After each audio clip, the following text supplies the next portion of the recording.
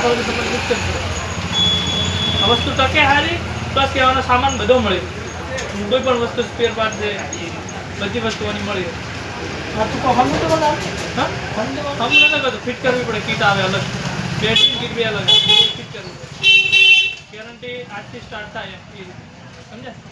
કોઈ જૂનો ડટો પડી ગયો તો મોય આવી જાય તો નુકસાન તમને પડે એમ જ ના પડે. પણ આપણે ઓછી ખુલ્લી કરીને ફિટ કરીને જ હાલવાની. પ્રશ્ન જ ના થાય.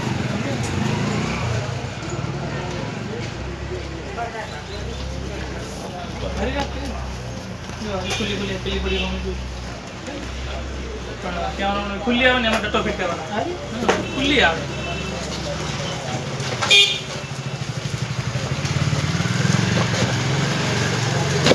નહીં આવે એમાં આપણે ડટો ફિટ કરવાના.